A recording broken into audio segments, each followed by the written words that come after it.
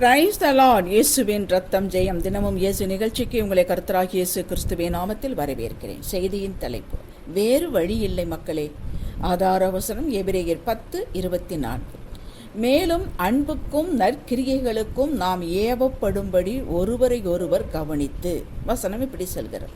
ஆண்டவரின் அருமை மக்களே, வாழ்க்கை குழப்பமானதும் அல்ல, தேவனும் குழப்பமானவரும் அல்ல. தேவன் முரண்பாடு உள்ளவரும் அல்ல. அவர் கலகத்திற்கு தேவனாயிராமல் சமாதானத்திற்கு தேவனாயிருக்கிறார். 1 கொரிந்தியர் 14:33. தேவன் மாறாதவராயிருக்கிறார். எக்காலத்திலும் ராஜரீகம் பண்ணுகிறவருமாயும் இருக்கிறார். இவரை நாம் எக்காலத்திலும் நம்பலாம். தேவன் நல்லோர் மேலும் தீயோர் மேலும் மழையை வர்ஷிக்க பண்ணுகிறார். நீதி உள்ளவர் மேலும் அநீதி உள்ளவர் மேலும் சூரியனை பிரகாசிக்க வைக்கிறார். அவரிடத்தில் பட்சபாதம் இல்லை. ரோமர் 2:11. இப்படி இருக்க நாமும் இப்படியே இதே பண்புகளோடு இருக்க வேண்டும் என்று விரும்புகிறார். இதைத்தான் ராஜரீக பிரமாணமான நீ உன்னிடத்தில் அன்பு கூறுவது போல பிறனிடத்தில் அன்பு கூறு என்று ஒரே வாக்கியத்தில் நியாய பிரமாணத்தை முழுவதையும் உள்ளடக்கினார். ஏனெனில் அவர்தான் முதலில் நம்மிடம் அன்பு கூர்ந்தார். அவர் மட்டும் நம்மில் அன்பு கூறாமல் இருந்திருப்பார் என்றால் நம் வாழ்வை சற்று கற்பனை செய்து பாருங்கள். என்னை போன்ற பலருக்கு அட்ரஸே இருந்திருக்காது. காற்றோடு காற்றாக மண்ணோடு மண்ணாக போயிருப்போம். அவர் அன்பு கூறுவதில் மாதிரியை வைத்தார். எல்லாவற்றிலும் வாழ்ந்து காட்டி தான் சொன்னபடியே நடந்தார் என்று சாட்சி சொல்லத்தக்கதாக சாட்சிகளை, ஜீவ சாட்சிகளை பின்வைத்து போனார். நம்மை மற்றவர்கள் எப்படி நடத்த வேண்டும், விசாரிக்க வேண்டும், நமது நலனில் கரிசனமுள்ளவர்களாய் மற்றவர்கள் இருக்க வேண்டும், உண்மையாய் நம்மை நேசிக்க வேண்டும் என்று எப்படியெல்லாமோ நினைக்கிறோமோ எதிர்பார்க்கிறோமோ அவர்களை அப்படியே மற்றவர்களுக்கு, நம்மை சுற்றியுள்ளவர்கள், நம்மை சார்ந்தவர்கள், நம்மை சந்திக்கும் மனிதர்கள் கர்த்தர் செய்ய சொல்கிறார். அன்பு வினைச்சொல். இது கிரியைகளில் தான் பரிணமிக்கிறது. இங்குதான் நமக்கு போராட்டமே, சவாலே ஆரம்பமாகிறது. சுயம், நமது மாமிசம் தன்னையே எப்பொழுதும் உயர்வாக வைக்கிறது. நான் எத்தனை முறை விட்டு கொடுப்பது, எத்தனை முறை விசாரிப்பது, எத்தனை முறை சென்றிருக்கிறேன். நமது சார்பில் இந்த சுயம் வழக்காடுகிறது. ராஜரீக பிரமாணத்தில் இதற்கு இடமே இல்லை. எத்தனை முறை வேண்டுமானாலும் மன்னிக்கலாம், விட்டு கொடுக்கலாம், எதையும் எதிர்பாராமல் செய்து உண்மை அன்பை தெரிவிக்கலாம். இதுதான் தேவனை மகிமைப்படுத்தும்.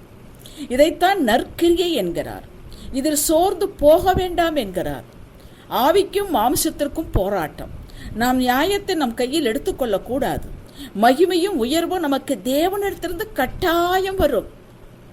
நன்மை செய்வதில் சோர்ந்து போகாமல் இருந்தால் ஏற்ற காலத்தில் அறுப்போம் என்கிறது வேதம். இது தேவ கட்டளை. அவரது சித்தம், அவரது சத்தம் தெளிவாக கேட்டால் உடனே கீழ்ப்படிவேன் என்று இருப்பவர்களுக்கு இன்று இதுதான் அவரது சத்தம். உடனே வழக்காடாமல் கீழ்ப்படிவது தேவனுக்கு பிரியம். இதுவே அவரை மகிமைப்படுத்துதலாகும். தேவன் இதை நீங்கள் செய்வதற்கு வேண்டிய கிருபையும் கொடுத்திருக்கிறார். நீதிமான் என்ற அடையாளத்தை உங்களுக்கு கொடுத்திருக்கிறார். சமாதானம் என்ற பரம்பரை சொத்தை உங்கள் இருதயத்தில் வைத்திருக்கிறார்.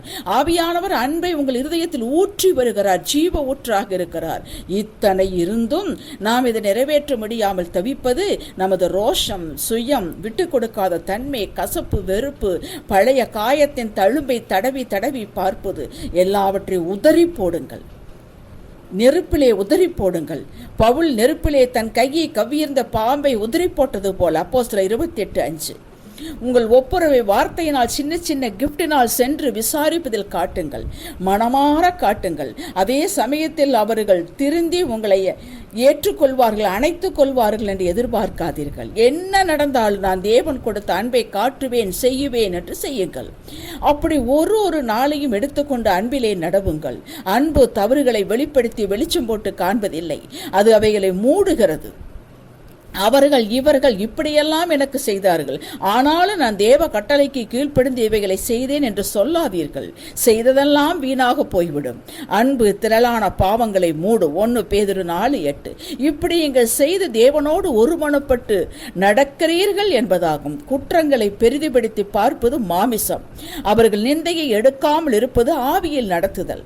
வேதத்தில் அருமருந்து தீமையை நன்மையினால் வெல்லுங்கள் என்பதாகும். ரோமர் 12:21. பின்னிட்டு பார்க்காதீர்கள். வாழ்க்கை இந்த குணங்களை எல்லாம் வாழ்வில் லட்சியமாக கொண்டு செயல்படுங்கள். உங்கள் உயர்வை ஒருவரும் தடுக்க முடியாது. உங்களால் கற்பனை கூட செய்ய முடியாத அளவிற்கு ஒரு உயர்ந்த திட்டத்தை உங்களுக்கு வைத்துக் கொண்டு காத்திருக்கிறார் தேவன். அதை அடைய இதுதான் வழி. இதுதான் நேர்வழி, வேறு வழி இல்லை மக்களே. எத்தனை காலம் நீங்கள் யோசித்தாலும் நடந்தாலும் வீண். இதற்கு மாற்றாக தேவன் எதையும் கூட எதிர்பார்ப்பதில்லை. மாற்று யோசனை, மாற்று காரியம், மாற்று நடத்தை எதையும் செல்லுபடியாகாது. வாருங்கள் ஜெபிக்கலாம். அன்பின் தகப்பனே, நீர் அன்பிலே நடந்து அன்பை ஜெயிக்க வைத்து அன்புதான் ஜெயிக்கும் என்று நீ விட்டு சென்றிருக்கிறீர் கர்த்தாவே. அதை நாங்கள் இன்று கையில் எடுத்துக்கொண்டோம். அந்த அன்பின் பிரமாணத்தை கையில் எடுத்துக்கொண்டோம். இதை நிறைவேற்ற எங்களுக்கு பலனும் ஞானமும் கிருபையும் அளவில்லாமல் தருவீராக. எங்கள் சுயத்தை அழிக்க நாங்கள் எவ்வளவோ பாடுபடுகிறோம். ஆனாலும் உம்முடைய பலன் இல்லாமல் கூடாது சுவாமி. இதிலிருந்து விடுதலையாகி வெளியே வர கிருபை தருவீராக. மகிமை உமக்கே பிதாவே. எங்களுடைய இயேசுவின் அப்பன் நாமத்தில் ஏறெடுக்கிறோம் ஜீவனுள்ள பிதாவே. ஆமேன்.